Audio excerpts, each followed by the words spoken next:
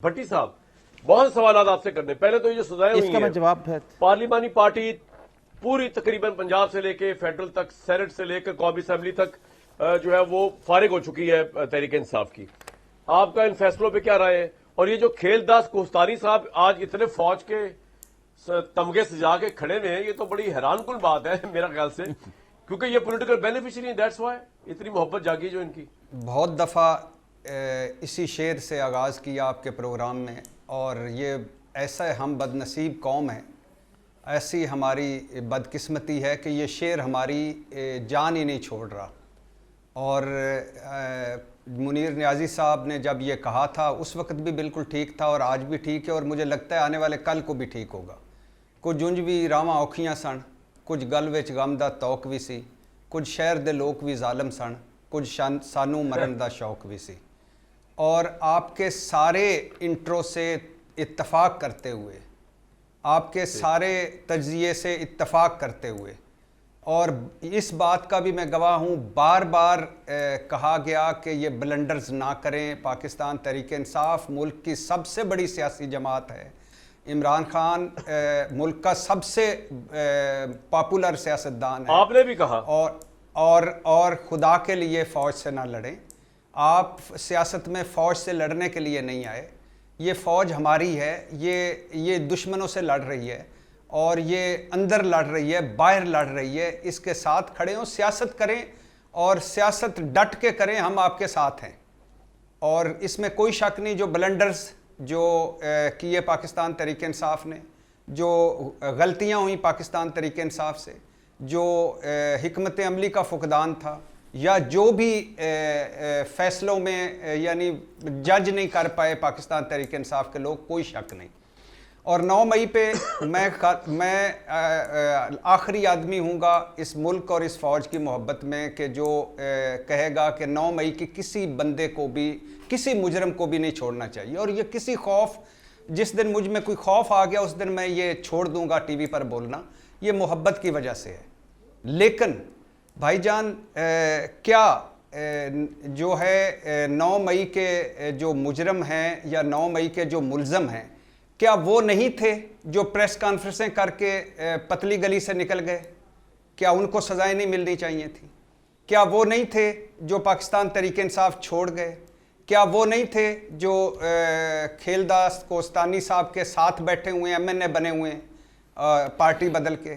और क्या ये जो आज या ये जो इंसदाद दहशतगर्दी अदालत सरगोदा का फ़ैसला हो, लाहौर का फ़ैसला हो, या फैसलाबाद का फ़ैसला हो, क्या आप इसको मेरिट की फ़तह कहते हैं? क्या आप इसको इंसाफ की फ़तह कहते हैं? क्या इतना सफ़ेद सच है 9 मई, इसमें झूठ की मिलावट क्यों हो रही है? सीधे साधे मुकदमों में सियासी इंतकाम क्यों शामिल हो रहा है? मज़ का खेज़ ट्रायल, मज़ का खेज़ गवाहियाँ और सज़ाएँ क्यों? हमारी 78 साला तारीख हमें ये सिखाती है कि हमने जेन्युइन मुकदमों में जब और आमेज़िश की किसी चीज़ की, वो जेन्युइन मुकदमे भी पीछे रह गए। अब मुझे बताइए कि उमर अयूब, शिबली फराज, जरताज गुल का फैसलाबाद से क्या लेना देना है? फैसलाबाद, हामिद रज़ा वगैरह का फैसलाबाद में क्यों सज़ाएं? क्या इन्होंने अगर जुर्म किया है तो जहाँ ये मौजूद है वहाँ नहीं हो सकता था? तो बहुत सारे सवालात हैं, लेकिन ये वो सवालात हैं जो हम कल भी उठाते थे पाकिस्तान तहरीक इंसाफ के लिए, कि खुदा के लिए इस तरफ ना आए। और जैसा कि मेरे भाई ने कहा, मुस्लिम लीगी मेरे भाई ने, उनकी तो छोड़ देना, वो आर्मी चीफ किसी आर्मी चीफ से नहीं बनी। ये आर्मी चीफ को सैक किया, दूसरे का जहाज़ नहीं उतरने दिया। ये जो दहशतगर्दी है, इसके पीछे वर्दी है, इनके नारे लगा करते थे। और ये जो क्या उसके बाद कहा करते थे कि इन्होंने कौन सी जंग जीती है और सीना फुलाकर हमसे पैसे लेते हैं। ये क्या मुस्लिम लीगियों ने नहीं कहा था? लेकिन ये चूँकि मफादात का खेल है, फ़ायदों का खेल है, और ये चूँकि आज ये बेनिफिशरी हैं, लिहाजा इनको सूट करता है। मगर मेरी ख्वाहिश थी कि अल्लाह ने हमारी फ़ौज को इतनी इज़्ज़त दी, और हमने अपने दुश्मन को, मुझे नहीं यकीन कि हमने 65 जीती होगी, 71 जीती होगी या कोई जीती होगी। मुझे ये यकीन है कि हमने अब भारत को लिटा दिया, हमने भारत को हराया और 29 मरतबा ट्रंप साहब जो हैं वो हमारी तारीफ़ें कर चुके हैं, 7 मरतबा वो कश्मीर का जिक्र कर चुके हैं। हमारे साथ अमरीकी सदर ट्रेड करना चाहता है। हमारे आर्मी चीफ आसिम मुनीर साहब को अल्लाह ने फील्ड मार्शल बनाया है। तो अब ये वक्त बड़ा था कि हम कहते कि आप लोगों ने जुर्म किया और आप लोगों को सजाएं मिली, जेलों में आए और अब आपको आए आपको माफ़ करते हैं, लाइन खींचते हैं, आगे बढ़ें, लेकिन नहीं हुआ खैर। और ये जो आज भुगत रहे हैं ये इनमें इनका अपना भी बड़ा है। क्यों किया लॉन्ग मार्च किया करते थे, क्यों मीर जाफर मीर सादक से हैंडलर्स आलाकार और पता नहीं क्या कुछ यहां से तहरीक इंसाफ को आप कहां जाते हुए देखते हैं?